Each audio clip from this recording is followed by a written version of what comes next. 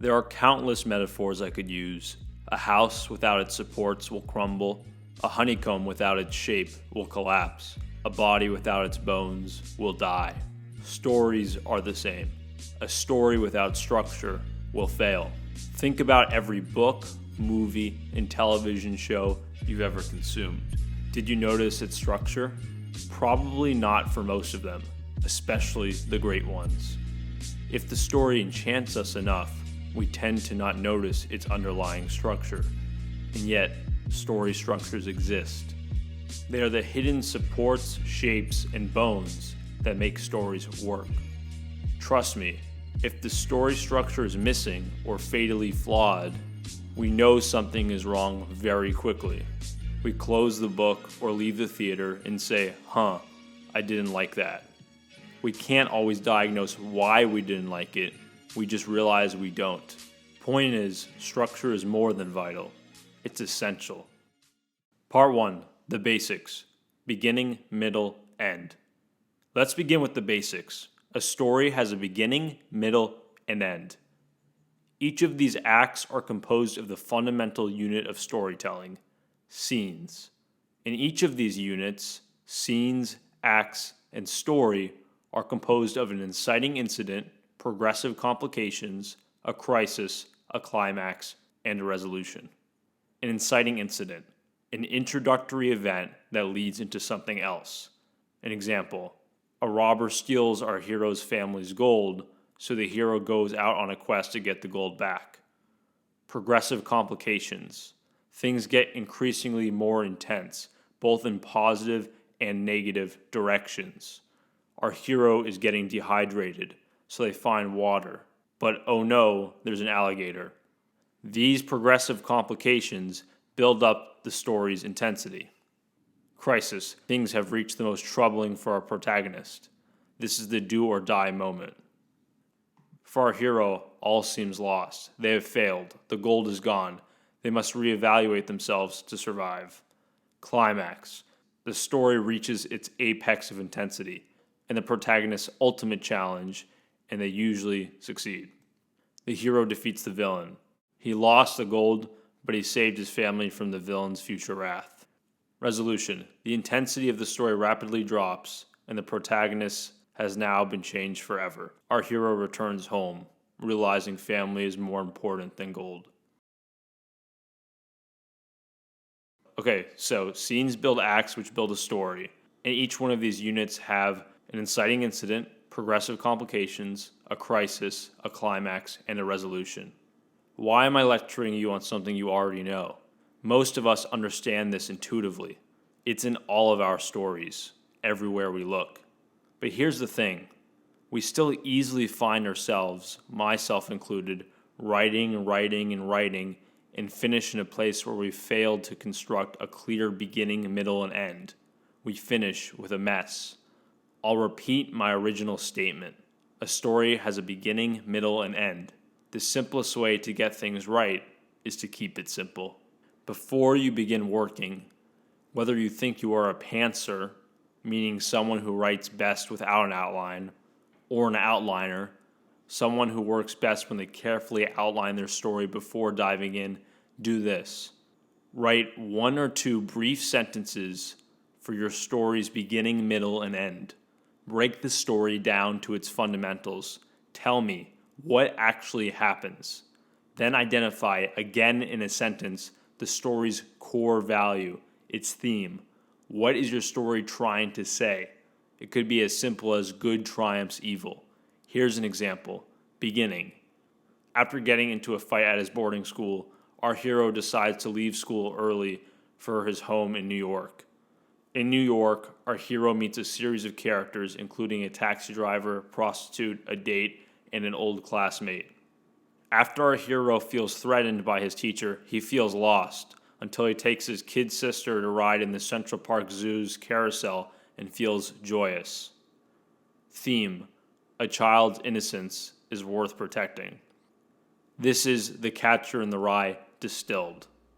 Writing 1 to 2 sentences for your beginning, middle, and end and theme accomplishes 2 things. 1, it gives you clear anchor points for where you're going. And 2, if you're struggling to decide what should happen in between your anchor points, you can refer back to your theme, what your story is about. Don't worry if you can't identify your theme immediately. It'll come out as you begin to write. Just be aware that you'll want to be able to, at some point, identify what your story is about. This will help you give a more focused and impactful tale. Even if you hate outlining, this methodology gives you the guardrails to not get lost, and it gives you signposts to work toward. Don't take my word for it though. What I've just described is the Fool's Cap method by Steven Pressfield. It works because it is so simple, and it forces you to think and create a conceptual roadmap for your story before you get lost. And even if your beginning, middle, and end change some through the process of writing, and they may very well do so, you've at least tuned your brain to think about them in concrete terms. I've attached the link to Steven Pressfield's breakdown in the description. Part 2, complicating the story and the build-up. Here's a common error. You say, I do have a beginning, a middle, and an end. The prince leaves home, finds the princess, then defeats an evil wizard, then stops a dragon. That's my beginning, middle, and end. Okay, sure, that's a beginning, middle, and end, but where's the build-up? Where's the progressive complications? That story doesn't sound like it ends on a massive climax. Instead, your story has plot A, finishes plot A, done. Then it has plot B, finishes plot B, done. Then it has plot C, finishes plot C, done. You see why this isn't interesting? The reader will leave at any moment because they are standing in a lukewarm lake of things happening, not an ever-escalating experience. You want a story that builds up to something great and does so through positive and negative shifts, which increasingly complicate matters and escalate the story's intensity. Instead, think of this story. The prince leaves home, meets a good wizard who helps tell him where the princess is being held by the dragon, but turns out the wizard was actually evil and the dragon is being subjected to slavery, torture, and animal cruelty, which is also being run by the princess, who used this as a whole setup to take over the prince's kingdom, and now, crap, what a mess. But do you see how much more interesting that story is? We have plot A, the prince leaves home to save the princess, not resolved yet. Then plot B, the wizard plot, not resolved yet. Plot C, the dragon plot, still not resolved. Now everything comes crashing together in an epic finale. First, the prince frees the dragon and joins him. Plot C resolved. The wizard is defeated with the help of the dragon. Plot B resolved. And just when all seems lost, the prince stops the princess from killing his father, the king, and taking over his kingdom. Plot A resolved. In this version, we've crashed narrative threads together and ramped up the story's intensity via positive and negative shifts along the way. Notice, too, the inverse structure of plot resolution. Plot A is the main quest of our story, so we end up resolving it last. You want a climax to be a climax. If this is what our story was designed to build up to, it needs to be treated as its pinnacle. Part 3, the hero's journey in the shape of stories. Okay, so you're tracking me. You're going to sketch out a concise beginning, middle, and end. You're going to think about the story's core value, meaning its theme, what you're trying to say, and you're going to have escalating progressive complications which build up to a massive finish. But how do you decide what should actually be in the story? What should happen? And how should we control the flow of positive events versus negative events? Here are 2 frameworks that may be of some help. The first is the hero's journey. The hero's journey is the idea that all hero on adventure stories have the same structure. The structure can then be extrapolated to other types of stories, but it's most clearly seen in stories that involve a hero on an adventure. Think The Odyssey or The Lord of the Rings or Star Wars. Here's what Joseph Campbell says in his The Hero with 1,000 Faces. A hero ventures forth from the world of common day into a region of supernatural wonder. Fabulous forces are there encountered, and decisive victory is won. The hero comes back from this mysterious adventure with the power to bestow boons on his fellow man. Let's break that down into its simplest possible terms. 1. A hero lives in their ordinary world, meaning their everyday life. 2. Something calls them on an adventure. 3. They may resist the call to adventure, but eventually they journey into this extraordinary world. 4. Things happen which complicate the journey. 5. They reach a negative point where all seems lost. 6. They succeed and discover something about themselves or their world. 7. They return home and share their new knowledge with their ordinary world. There are more elements to Joseph Campbell's hero's journey, but I'm going to leave it in those simpler terms where things are more readily accessible and applicable. Think about your own stories. Do they fit this mold some? The Catcher in the Rye certainly does. If your story feels broken, maybe there's an element missing or broken from this cycle of the hero's journey. But wait, you tell me you want a beginning, middle, and end and central theme, and you want to progressively complicate it, but you don't like any of this hero's journey nonsense. You say you're sick of adventure stories, you want to write, say, a romance novel, plain and simple, no adventuring about it. Okay, fine. First, I would argue that love stories are applicable to the hero's journey. Going from without love, then into love, is the same as going from the ordinary world into the extraordinary world, but that's besides the point. There's another framework we can study to understand what should happen in our stories and how we should control the flow of positive events versus negative ones. And that's Kurt Vonnegut's Shape of Stories. Kurt Vonnegut is considered one of the greatest writers in the 20th century. For his master's thesis at the University of Chicago, he proposed all stories have universal shapes, and a 2016 study from the University of Vermont now confirms there are 6 universal shapes for stories' emotional arcs. There are 2 axes: the y-axis, good fortune to ill fortune, happy to sad, life to death, and the x-axis, time, beginning to end. Shape 1, rags to riches. We start negative, then go into positive. Shape 2, riches to rags. We start in positive, then we go into negative. Shape 3, man in a hole. We start positive or neutral, things go negative, then end positive. Shape 4, Icarus. We start neutral or negative, things go positive, and then end negative. Shape 5, Cinderella. We start negative, go positive, then go back to negative, then end positive. Shape 6, Oedipus. We start positive, go negative, then go back to positive, then end negative. Note, these shapes are averages. Your story is going to deviate from these, and there likely should be micro movements of positive and negative within each of these broad strokes. In the end, they'll look more like this. However, under a global lens, these shapes cover all stories there are and ever will be. Did you notice something? Did you notice how none of these shapes flatline? Change is the lifeblood of stories, and you must structure your story to have emotional change. Stories need to move. To flatline its emotional change means death. On these shapes specifically, I'd argue the most common you'll see today are Man in Hole and Cinderella stories. Why? Well, they move, they have significant shifts up and down, and they end happily. Then comes Oedipus and Icarus stories. They shift up and down, but they end sadly. And finally, I'd argue the least common I see are rags to riches or riches to rags stories, the rise or fall stories. In both, there are fewer global shifts from positive to negative.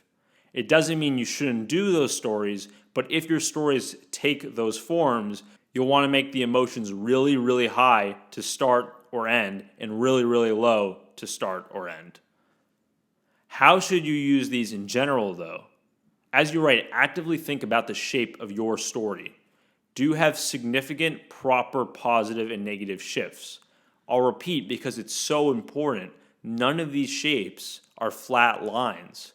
Great stories have shifts from low to high or high to low and occasionally back again. They move. They have shapes. Part 4, Miscellaneous Information. I've given a lot of information, so I'll try to wrap things up here. Here are 2 golden nuggets of information I picked up from Sean Coyne's The Story Grid, What Good Editors Know, which are simply too useful to not share. First off is the 25%, 50%, 25% rule. Sean proposes, on average, keyword being average, the beginning of a story will make up 25% of it, the middle another 50%, and the end the final 25%. So if you're writing an 80,000 word novel, the beginning will be about 20,000 words, the middle about 40,000 words, and the end about 20,000 words. I found this to A, be true, and B, be extremely helpful in figuring out where my key plot points should be and simultaneously my pacing. And the second idea I picked up from the story grid is the idea of obligatory scenes. Sean proposes every genre of fiction has obligatory scenes. If you don't have these scenes, readers will be dissatisfied with your book. A lot of these scenes will come naturally as you write in the form of your crises or climaxes in either your beginning, middle, or end, but you'll want to keep this concept in mind to make sure you're hitting the right notes, especially if things feel wrong. Some examples include, in romance, the lovers meet scene, the meet cute, the hero loses their love scene, then the lovers get together or don't scene. In the thriller, the hero at the mercy of the villain scene. The villain has the hero, all seems lost, but then the hero triumphs. In literary fiction, there are still obligatory scenes, but I'd say they're less easy to see. One example I found is what I'd call the realization or reflection scene, where the protagonist has a realization or reflection moment about themselves or their world based on the central theme. Think in The Great Gatsby, Nick Carraway staring at the green light and reflecting on Gatsby's delusion of the American dream, or Catcher in the Rye, Holden Caulfield watching his kid sister Phoebe on the carousel enjoy. In those scenes, the theme of the story moves past the underlying text and more clearly onto the surface of the story. Point is, if you want to write a great story that readers of specific genres will enjoy, you need to know the obligatory scenes of those genres, then incorporate them into your story's structure. Read some of the great stories in the genres you're writing and try to find the common scenes. Then innovate on them. Make them yours. Make them new. Part 5, quick review. Stories have acts, beginning, middle, and end, which are composed of scenes. Each of these units of story have an inciting incident, progressive complications in both positive and negative directions, a crisis, a climax, and a resolution. You want to make sure you weave story threads together and continuously escalate the intensity of your story rather than resolve things and then move on to something else. The hero's journey is one framework of story structure that involves a protagonist leaving their ordinary world, journeying into an extraordinary world, facing challenges, then a crisis, then succeed in a climactic event, then return home having learned something or changed in some way. The shape of stories is another framework of story structure that demonstrates all stories move between positive and negative states in different manners. These shapes help you better understand how you may want to shift your story and highlight the need to emotionally shift stories.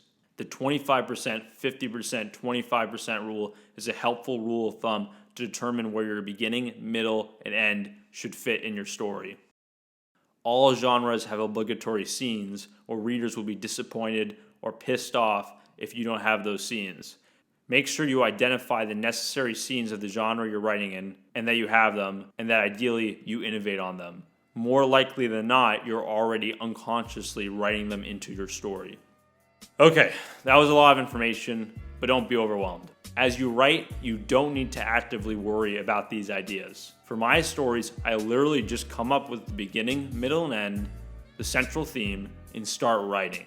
And things change plenty as I go along. The key, though, is I have faint anchor points in the distance to guide me. And if I know something isn't working, I can go back to my fundamentals. Am I not shifting the story enough? Or do I lack a clear climax in my middle build? Or does my beginning finish 40% into the novel? Or am I missing a key scene? Let the information in this video be tools that you can use to actively diagnose your writing and plan if you're more of a planner, and be the subconscious influencers which will push you to write stories with working structures. And that, ladies and gentlemen, is story structure in a nutshell. Next video, we'll talk about characters. Bye.